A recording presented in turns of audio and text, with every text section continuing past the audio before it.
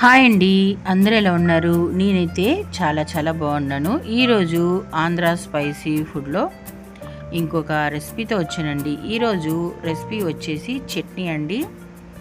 ఆంధ్ర స్టైల్లో నేను ఇప్పుడు వేరుశనగ చట్నీ అనేది చూపించబోతున్నాను. అదేనండి పల్లీల చట్నీ అనమాట.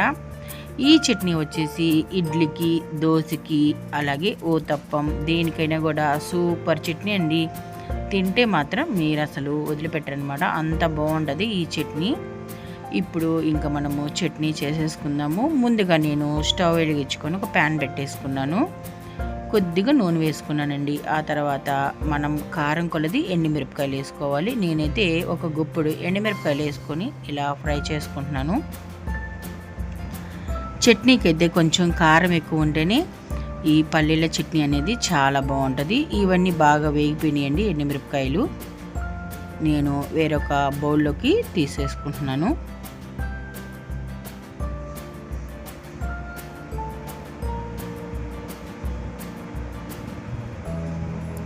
ఇప్పుడు ఒక గుప్పుడు వేరుశనగపప్పు వేసుకుంటున్నానండి.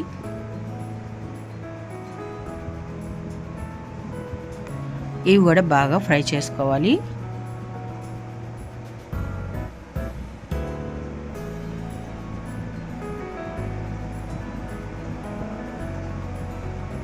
ఆ తర్వాత కొద్దిగా కరివేపాకు,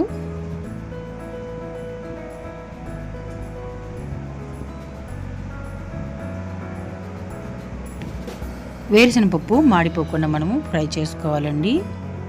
మాడిపోతే చట్నీ అంత టేస్ట్ ఉండదు.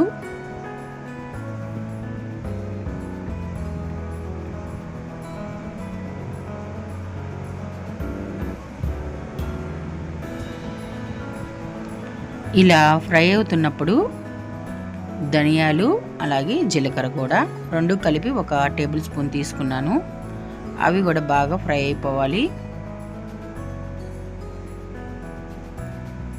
వేరుశనగపప్పు అయితే బాగా ఫ్రై అయిపోయినాయండి. ఇంకా నేను స్టవ్ ఆఫ్ చేసుకొని చింతపండు వేసుకుంటున్నాను. ఒక రెబ్బ చింతపండు అలాగే 2 రెబ్బల వెల్లుల్లి వేసుకొని ఇవన్నీ చల్లారిన తర్వాత ఒక మిక్సీ బౌల్లో వేసుకొని తగినంత ఉప్పు వేసుకొని చట్నీ అనేది ఇలా ప్రిపేర్ చేసుకొని ఇదంతా ఒక బౌల్లో తీసుకున్నాను.